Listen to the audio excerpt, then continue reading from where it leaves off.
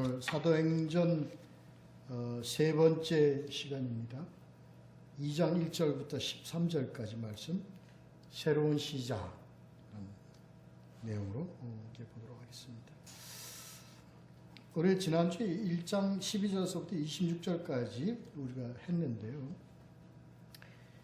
이 1장과 2장의 대충 내용은, 전체 흐름은요, 다시 말해서 교회가 설립되어지는 과정입니다. 1장에서는 우리가 모여서 채워지게 하십니다. 하나님. 가롯 유다의 의미는 우리가 늘 마음속 깊이 새겨야 합니다. 우리는 늘 하나님을 늘 배신하는 그런 위치에 항상 우리는 살아갑니다. 항상 그런 위기 속에서 우리는 살아갑니다. 그렇지 않도록 하기 위해서는 우리가 늘 주님께 기도하면서 자신을 더욱 깊이 깨달아 가야 한다는 거 우리가 잘 알고 있는 내용이죠. 그래서 그들이 모여있을 때 교회 설립의 전 모임의 역할, 그러니까 이것이 교회는 먼저 시작이 되려면 첫째는 모이는 교회가 되어야 합니다. 그래서 여기서 지금 1장에서는 모이는 그런 상황 속에서 우리가 말씀을 같이 나누어 봤던 거예요. 이것은 이미 그 유다에 대한 것은 이미 다윗을 통해서 성령이 그를 통해서 말하게 하심으로 이미 예언된 내용이었다. 그래서 유다를 잃어버렸으나 그러나 다시 채워집니다. 사도를 채워준다는 얘기는요, 교회를 채운다는 겁니다.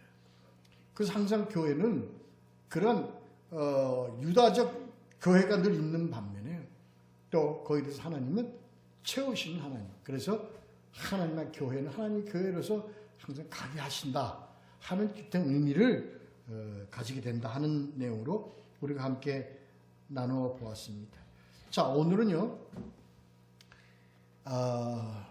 2장 1절부터 13절까지입니다. 이 중에서 2장 1절서부터 4절까지는 아마 목사님이시라면 이에 대한 내용의 설교를 안 하신 분이 없으실 거예요.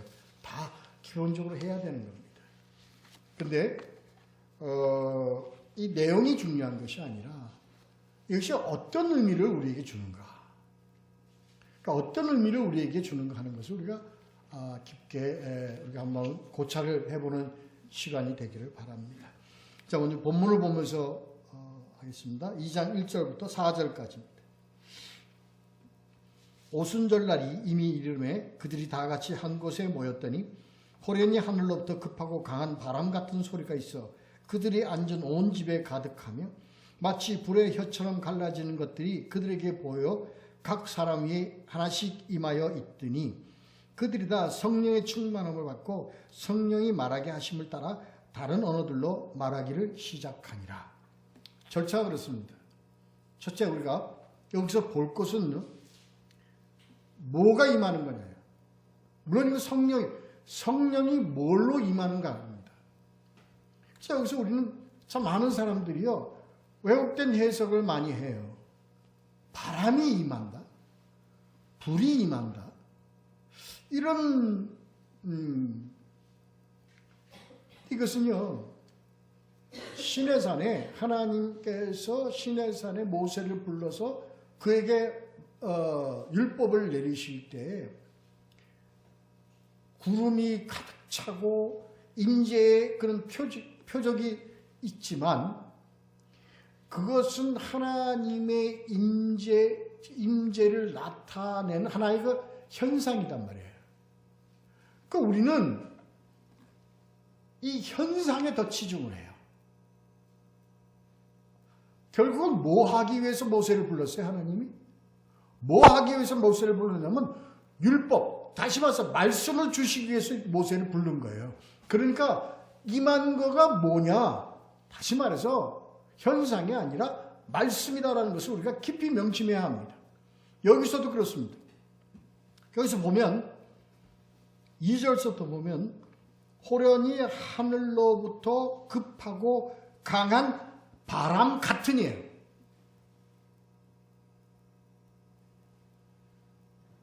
바람이 임한 거 아닙니다. 소리가 임하는데 무엇같이 임했느냐? 바람같이 임했다는 겁니다. 우리는요, 여기서 뭐를 더 중시하면, 우리는 뭘 더 치중해서 우리가 이것을 우리가 해석을 하고 이해를 하냐면 바람에 더 치중을 합니다. 또 어떤 분들은요, 그게 아니라고 부인을 못해요. 오늘은 저희들은요, 확실하게 가자고요. 확실하게. 여기서 성령이 임하는 것은 물론 불이라는 그 이미 존재는 뭐예요? 상징적인 의미는 심판과 정결입니다. 푸뉴마가 그 성령이 우리에게 임할 때 바람같이 임하는 것은 그건 하나의 현상이란 말이에요. 그건 자기가 경험적으로 알 수 있는 형상이지만 중요한 건 뭐냐? 성령이 바람같이 일했지만 임한 것은 뭐야? 성령이에요. 그럼 성령이 우리에게 온 것은 뭐? 이 내용을 확실히 우리가 알고 가야 합니다. 그래서 그들이 앉은 온 집에 가득하다는 것은요, 바람이 가득한 겁니까? 아유, 천만의 말씀입니다. 뭐가 가득한 겁니까? 소리가 가득한 겁니다. 여기에 포인트는 소리입니다. 그래서 이 2장 전체에 2장 1절부터 13절까지 주제는 뭐냐? 소리입니다. 소리. 이 소리는 무슨 소리입니까? 하나님의 소리입니다.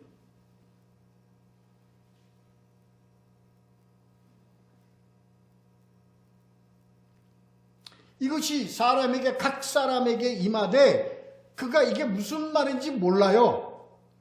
근데 그때까지는 이 소리는 소리로 존재하는 거예요. 왜? 의미를 모르기 때문에.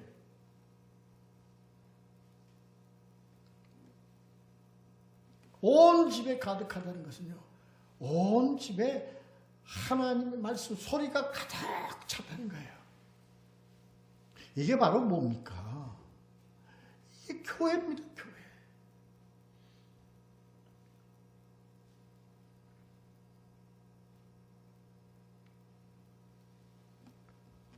이 소리가 나중에 어떻게 돼 가느냐 하는 것이요, 하나님의 역사입니다. 그래서 이 소리가요, 어떻게 되냐? 불의 혀처럼 갈라진 것은 왜 불의 혀처럼 갈라진? 불의 혀라는 것에 포인트를 두면 안 되는 겁니다. 뭐에 포인트를 두냐? 이러한 하나님의 소리가 각자에게, 120명 각자에게 다 임했다는 겁니다. 1대1의 관계 속으로 성령이 다 임했다는 거예요. 그래서 불의 혀처럼 갈라진다는 얘기지, 불 떨어지는 게 아니라고요. 우리가 이걸 확실히 알아야 됩니다. 여기서부터 해석이 왜곡이 일어나면 성경 전체에 대한 시각이 달라져 버린다는 것을 우리가 명심해야 합니다. 그래서요, 오단 신비주의 현상들, 성령 사역하는 자들, 무슨 이런 이단들, 신사도 이런 자들이 모두가 다 여기서부터 출발해요. 잘못 왜곡 해석되어 가지고, 그래서 성령은 뭘로 임해요? 소리로 임합니다. 그래서 하나님의 소리가 우리에게 적용되어지는 것이 성령 역사다. 성령 임재다. 모든 이 잘못된 자들이요, 성령이 임하기를 구하면서 뭘 추구합니까? 현상을 추구합니다. 그래서 진동이 일어나야 되고요, 뭐가 불 같은 게 떨어져야 되고요, 바람 소리가 확 들려야 되고요. 그러면 실제로 간증하는 사람들 보면 아주 희한한 간증들 많아요. 바람이 막 불었대. 잘못 이렇게 되었으면 안 됩니다. 물론요, 이건 어떤 사건이냐면요, 전 세계적인 하나님 나라가 이 교회를 통해서 세워지는 것에 대한 하나님의 절대적 사건입니다. 신비의 사건입니다. 대사건입니다. 그래서 뭐 하시기 위해서 하나님이요? 뭐 하시기 하나님? 교회를 세우시기 위해서 각자에게 하나님의 소리로 임해서 그들이 뭐를 말하게 하더라? 각자 하나님의 말씀을 말하게 하더라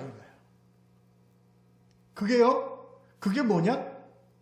성령이 임재고 성령이 임재로 뭐를 하는 거야? 하나님의 말씀입니다.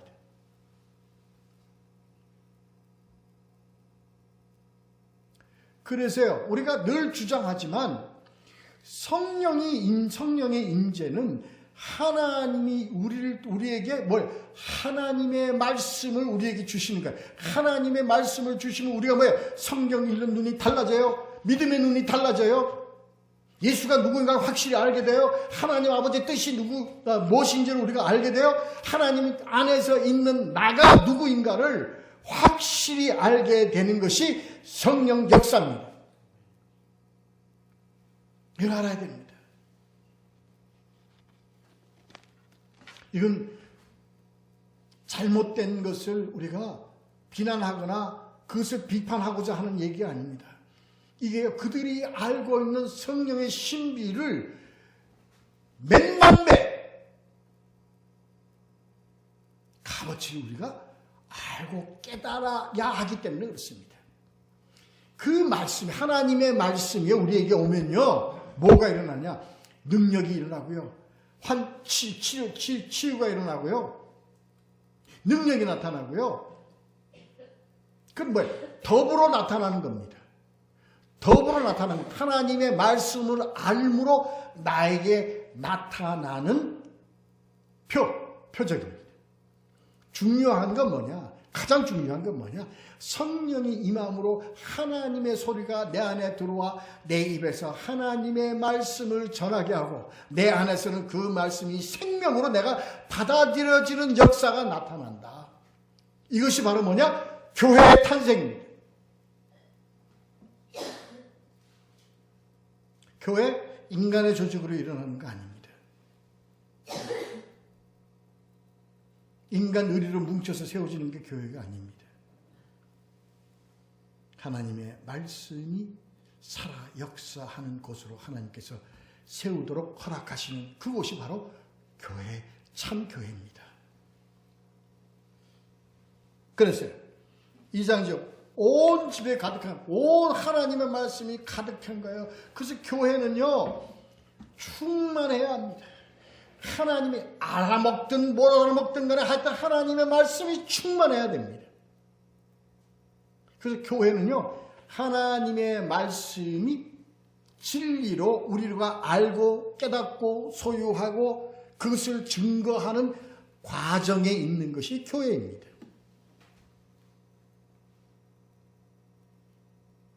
그래서 불의 혀처럼 갈라지는 것은 불의 혀같이, 불이 혓바닥에 있어서 갈라지는 게 아니라 불의 혀같이 각자에게 임한다는 것을 강조하는 내용입니다. 이게 성령 역사입니다. 하나님의 역사입니다. 오늘날 우리 교회에 각자에게 하나님 말씀을 주시는 거예요.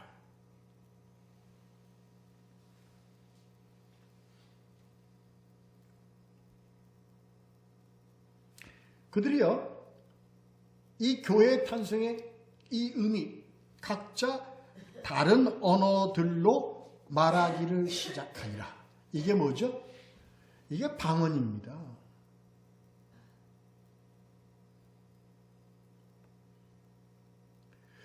우리는요, 초대교회 역사, 이 예루살렘 교회가 탄생할 때 성령의 역사를 통하여 각자 뭐예요? 다른 나라의 각각의 나라의 말로 방언하기 시작한 겁니다.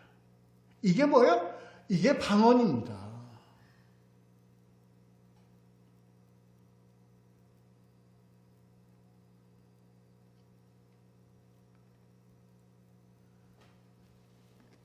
여기에는 의미가 있습니다. 다른 나라의 말로 방언을 하는 것에 우리가 집중을 해서는 안 됩니다. 할 수도 없고요. 할 필요도 없습니다. 무엇을 우리가 왜 각 나라들의 말로 각 그 방언을 하도록 하셨느냐, 이 교회가. 대단히 중요한 의미를 가지고 있습니다. 이것을 우리가 비교를 하려면 창세기 11장 바벨탑 사건으로 돌아가야 합니다. 하나님이 저들이 언어를 뭐하게 하셨어요? 언어를 혼잡하게 하셨어요. 그래서 언어가 혼잡되니까 다 흩어집니다. 이 창세기 11장의 바벨탑 사건을 통해서 우리가 이 성령 역사, 성령의 임재에 대한 내용을 우리가 알아야 합니다.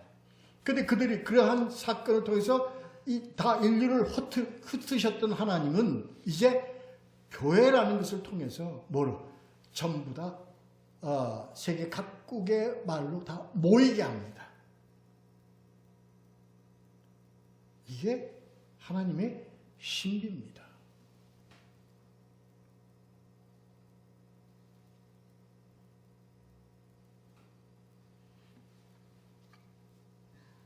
그래서 다른 언어들로 말하기 시작하니라. 이것은요,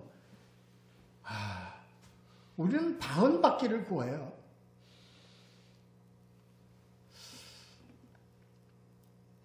저는 간 말씀을 드리는데 이 방언은 다른 나라의 말입니다. 여기서 하나님의 의미가 있습니다. 의도가 있습니다. 다른 나라의 말을 방언받으려고 애쓰는 것은 자기 개인의 능력을 하나님께 구하여 그것을 받으려고 하는 것이지 하나님의 의미를 모르고 있는 겁니다. 왜 각 나라의 사람들의 말로 방언을 하도록 하시는가? 그 뜻이 무엇인가? 봐야 합니다. 자, 우리 5절서부터 8절까지 읽겠습니다. 그때 경건한 유대인들이 천하 각국으로부터 와서 예루살렘에 머물러 있더니 이 소리가 나매 큰 무리가 모여 각각 자기의 방언으로 제자들이 말하는 것을 듣고 소동하여 다 놀라 신기하게 여겨 이르되 보라, 이 말하는 사람들이 다 갈릴리 사람이 아니냐. 우리 각 사람의 난곳 방언으로 듣게 되는 것이 어찌 되느냐.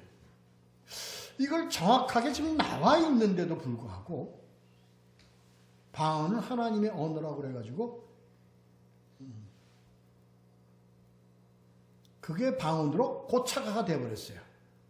다른 나라의 말이 아니라 이상한 혀놀림으로 받는 것이 하나님의 언어 방언이라고 그들은 그거를 받기 위해서 기도원에도 들어가고 산에도 들어가고 그럽니다. 하나님의 성령이 임함으로 하나의 현상으로 이러한 것을 하나님 각 지방의 나라의 말이 아닌 하나님의 언어로 방언을 할 수가 있겠죠. 그건 저도 모르겠습니다.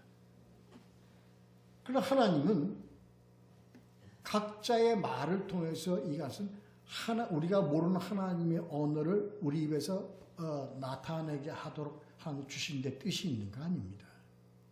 우리가 내용을 잘 알아야 됩니다. 자, 본문을 보면서 5절에서 본문을 보면서 하죠. 그래서요, 유대인들이 천하 각국으로부터 와서 예루살렘에 머물러 있더니 천하 각국으로부터 왔어요.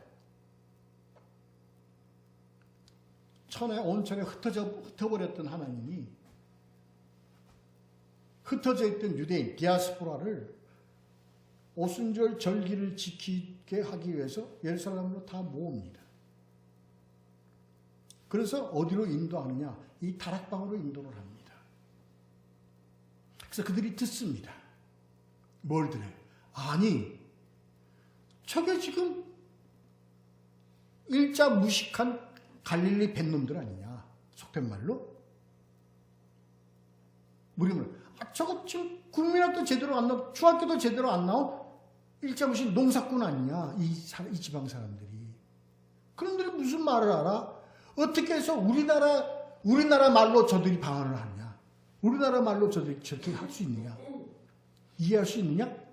이해 못합니다. 그 내용입니다. 우리는 여기서요, 하나님이 교회를 통해서 각국의 어느 각 나라의 방언으로 이 교회에 모이게 하셔서 그 나라 말을 통해서 하나님의 말씀을 하도록 하십니다. 이거는요, 앞으로 각 교회 정경인 성경이 각 나라 말로 다 번역되어 한 성경이 한 언어로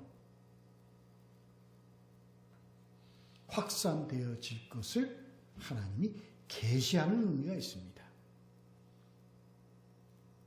오늘날 보십시오. 성경이 번역 안 된 언어가, 성경으로 번역 안 된 나라가 얼마나 있습니까? 소수민족 외에 전국이 다, 전 세계가 다 이 성경이 각 나라 말로 다 번역이 됐습니다. 뭘 통해서요? 교회를 통했습니다. 이것을 준비하시기 위해서 디아스포라, 유대인들을, 해외에 각지 흩어졌던 디아스포라들을 오순절날 이곳으로 모이게 합니다. 그래서 그들이 이 다락방으로 오게 합니다. 그래서 그 나라 사람들의 언어로 뭐를? 하나님의 말씀을 증거하는 그 소리를 이들이 듣고 놀라는 겁니다.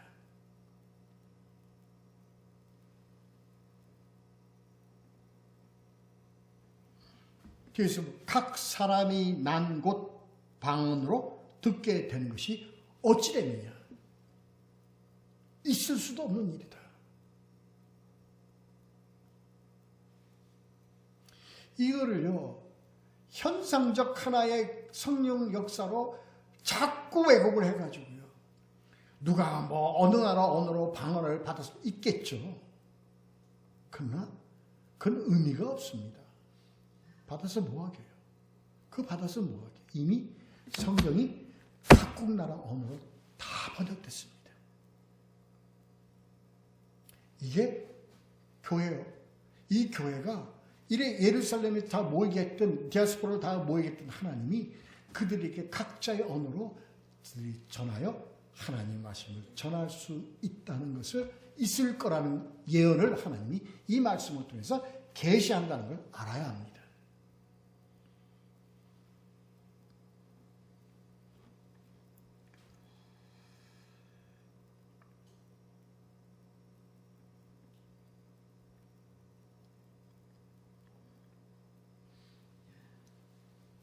그래서 이 하나님의 말씀, 성경의 말씀을 우리가 받으면은 방언을 받음으로 나타나는 게 아니라 하나님의 소리를 우리가 받으면은 이 하나님의 소리가 우리 안에서 생명이 되었을 때 나타나는 우리의 현상이 바로 뭐냐?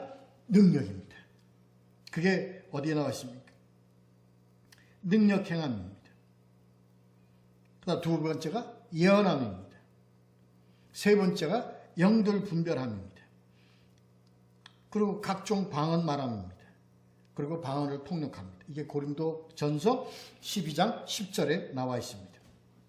어떤 사람에게는 능력 행함을, 어떤 사람에게는 예언함을, 어떤 사람에게는 영들 분별함을, 다른 사람에게는 각종 방언 말함을, 어떤 사람에게는 방언을 통역함을 주시나니. 그때 시대에 이 시대적 배경에서 이 말이 나온 겁니다. 오늘날에서는 능력 행함이 있습니다. 그리고 뭐가 있습니까? 영분별함이 있습니다.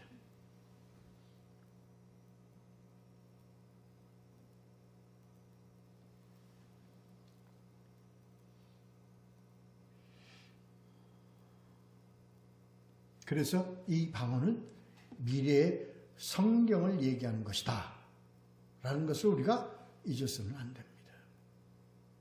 여러분들에게 내 안에 하나님의 말씀이 들어와 그 말씀을 보고 듣고 하는 가운데 내 안에서 생명으로 바뀌어지는 것을 경험한다면 여러분에게는 성령이 임재한 겁니다. 이미 충만은요, 그 임재한 성령과 나와의 관계가 지속적으로 가는 것이 성령 충만입니다. 성령 임재는 단 1회의 사건이지만 성령 충만은 끝까지 가는 현상입니다.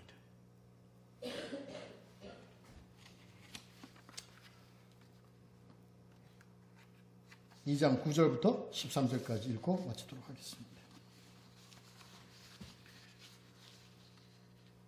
우리는 바데인과 메데인과 엘라민과 또 메소포타미아, 유대와 갑바도기아, 본도와 아시아, 블루길라와 밤빌리아, 애국과 및 구레네에 가까운 리비아 여러 지방에 사는 사람들과 로마로부터 온 나그네 곧 유대인과 유대교에 들어온 사람들과 그레데인과 아라비아인들이라.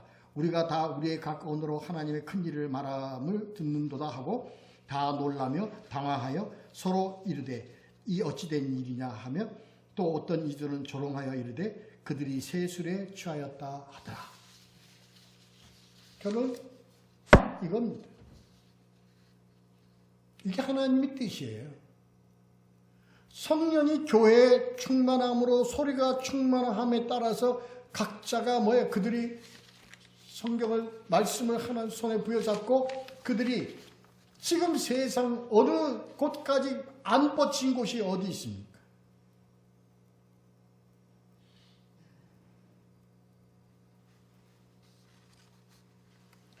이 내용을 정확하게 보려면 좀 보려면요. 여러분 제가 여러분에게 나눠둔 지도, 이 오순절날 세계 각처에서 모인 그 디아스포라에 대한 지도가 있습니다. 그걸 보십시오. 바데인과 메데인과 엘라민, 메소포타미아는 예루살렘 동편에 있는 옛날 아시리아 지역입니다.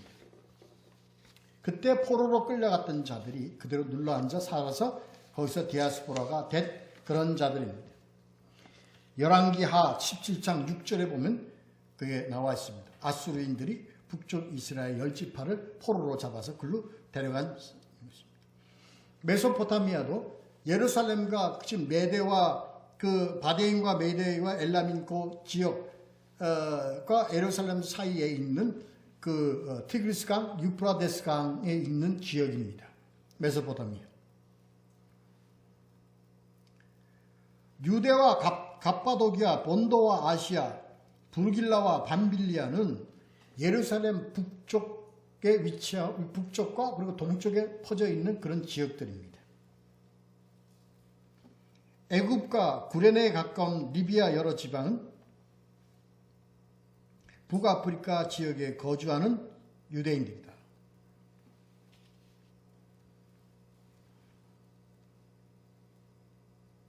그레데인과 아라비아인들은 각각 섬이고 또 그 아라비아인들은 예루살렘 남쪽 지역, 남동쪽 지역에 위치한 곳입니다. 다시 말해서 동서남북의 그 인주역의 주변 세상의 모든 디아스포라들이 이 자리에 모였다는 겁니다.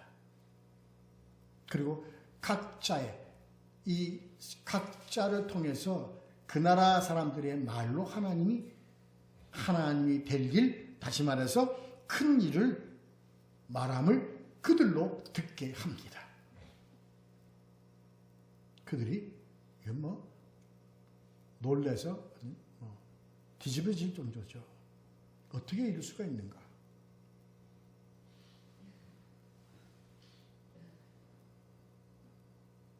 이 어찌된 일이냐? 이 어찌된 일이 바로 교회 탄생입니다.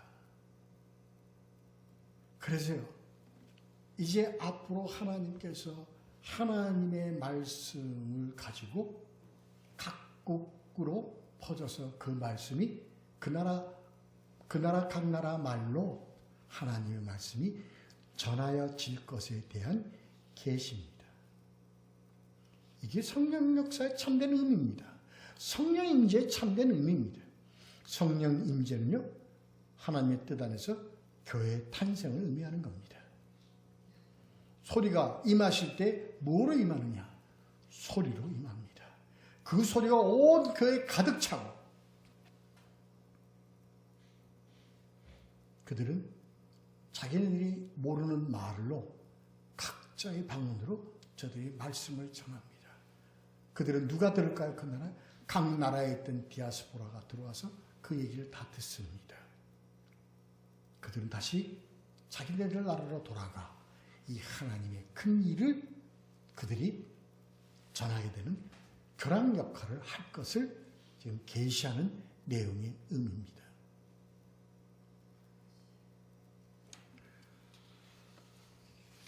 이게 성령의 임재와 성령의 충만과 성령의 목적입니다. 성령의 임재는 하나님이 정하신 모이라 한 곳에 모인 각 성도들에게 주시는 하나님의 소리, 말씀입니다. 그것이 교회에 가득 차야 합니다. 그래서 그게 각자에게 임하되 성령은 각자에게 임하게 되어 있습니다. 그래서 그들이 각 나라 말로 방언을 한 것은 앞으로 이 하나님의 말씀 성경이 각 나라의 말로 번역되어 하나의 언어같이 하나님의 말씀이 증거될 것에 대한 계시인 것을 우리가 알아야 합니다.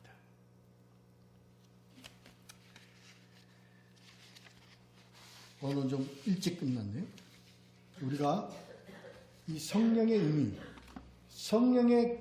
성령의 내용을 우리가 정확하게 알고 있어야 됩니다. 그래서 세상의 잘못된 것들에서 우리가 현혹돼서는 안 됩니다. 물론 바울이 얘기했듯이 방언하기를 사모하라고 했습니다.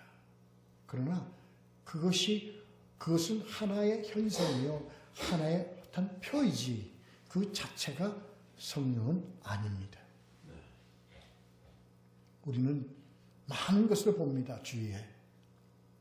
성령에 대한 잘못된 이해로 마치 그것이 신앙생활에 있어서 아주 통과되어야 할 여러분 성령은 그게 아닙니다.